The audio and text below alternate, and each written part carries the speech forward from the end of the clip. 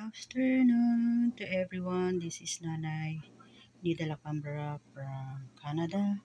Magdidinengdeng tayo ngayon ng simple dinengdeng Ilocano version or Canadian version. So, wala akong ampalaya ngayon but meron tayong ito ay yung mushroom na malalaki. Ayan, inislice ko siya ng pahaba. Tapos meron tayong okra. At meron din tayong talong, mislice ko din ng pahaba. At yung patola or kabatiti, meron tayo. At yung itlog na yan, hindi pa po ilalagay ha. Nandyan lang, nakadisplay lang yan. So nagpakulo ako ng tubig. Ito. Linagyan ko siya ng luya at saka kamatis. At syempre, konting bagoong kasi yun ang pampasarap, yung bagoong. At may tinapang prito akong dalawa na linagay. Ayan.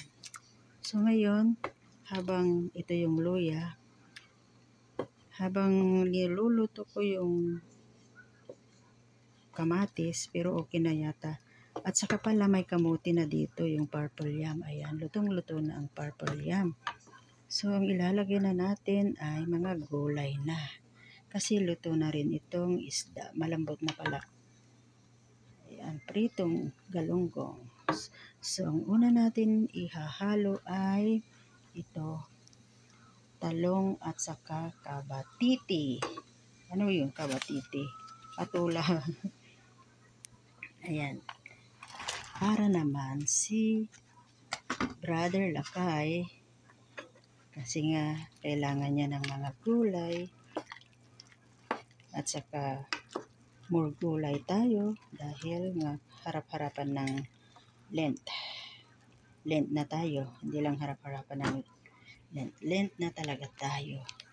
So ayan, isunod ko naman itong si mushroom. Yung mushroom na malalaki, yung pahaba lang naman. Yung ganyan lang ang haba. Ano ba yung ganyan? So, in-slice ko siya. Ayan. Ito yung stem niya. So, ilagay na rin natin. Ayan. At itong okra ay last na ilagay natin pag kumulo na kasi na-slice na eh. Na-slice para hindi siya madurog. So, ito haluin lang natin para yung sabaw ay sisipsipin ng gulay para masarap. Ayan siya. Tapos takpan natin and then after 2 to 3 minutes ilagay natin yung okra. Kasi habang kumukulo, niluluto yung mga gulay. Sandali.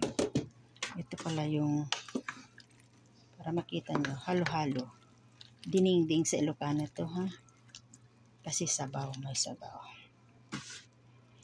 Ayan, takpan natin. So mga nanay, bago natin ilagay ang okra, tikman natin kung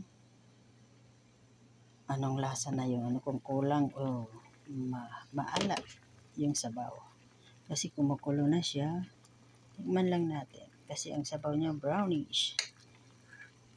Ayan.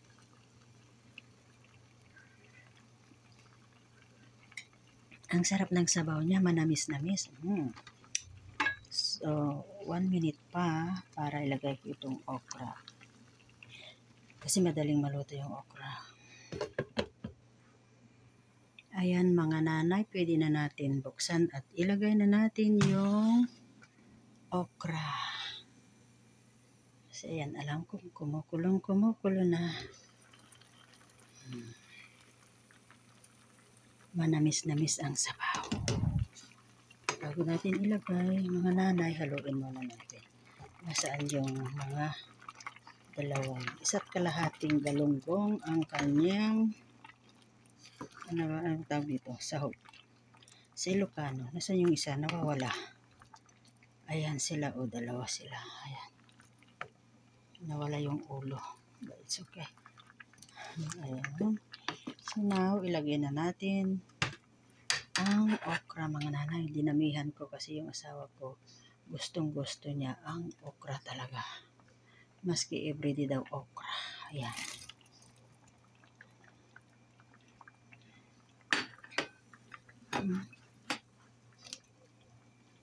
Naiiwag pang isa. Ayan, mga nanay.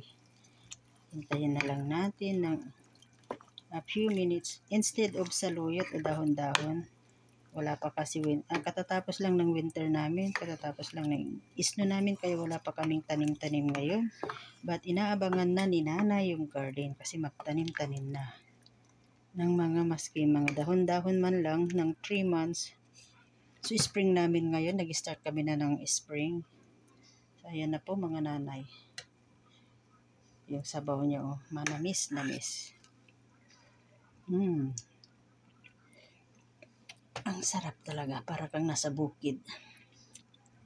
Wow. Tikman nyo, mamaya ng konti. Takpan natin para maluto yung okra. Okay. Mga nanay, lutong-luto na ang ating dinengdeng Ilocano Canadian version. So titignan natin at pwede na tayong magsandok at tanghalian na mga nanay. Samahan nyo ako. Ayan. 1, 2, 3. Go! Sarap. Lutong-luto na pati yung okra. Ayan. Tinikman ko na siya. This is my dinengdeng okra, mushroom, kabatiti, kamote, ano pa yung isa? Eggplant. Ayan. So, di ba ang sarap? So, maglagay tayo dito.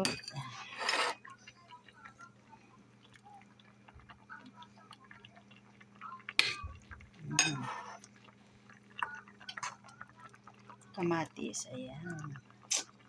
Super sarap. Ito yung tinapa na prito. Ayan na lang siya.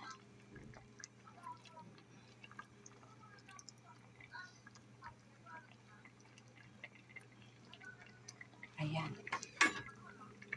And I hope nagustuhan yung mga nanay. Takpan ulit natin. At patayin na natin. Sorry.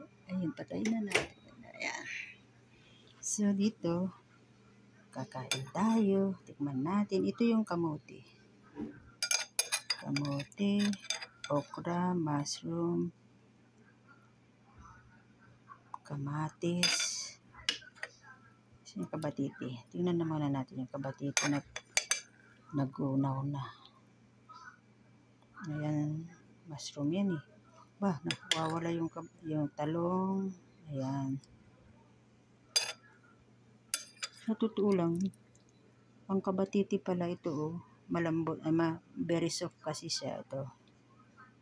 Ayan, tikman natin. At ito yung pinaka sahog niya, galunggong. Itong galunggong, may leftover kasi kami. Kaya ayan, masaya na si Kuya Lakay. So, kain tayo. Tikman muna natin ng sabaw. Sarap. Ang sarap siya, maski wala siyang kanin dahil may kamote naman siya. Ayan, kamote. So, mga nanay, thank you so much.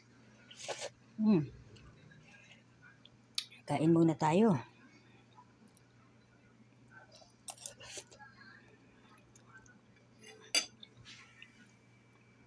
Sarap. Ayan, mga nanay, ubos. Masarap kasi. So, salamat. Salamat sa panonood nyo. Naway, kung may mga leftover kayo dyan sa ref ng mga gulay, gawin nyo na dinengdeng is the best. Ayan. Thank you so much. And God bless us all. This is Nanay. Please likes, comments, and subscribes as well. Touch the bell para sa next video natin. Ayan. Kumukulo pa siya. Okay? Love, love, love. Mama. God bless. See you next video ni Nanay. Thank you. Love you all with the love of the Lord.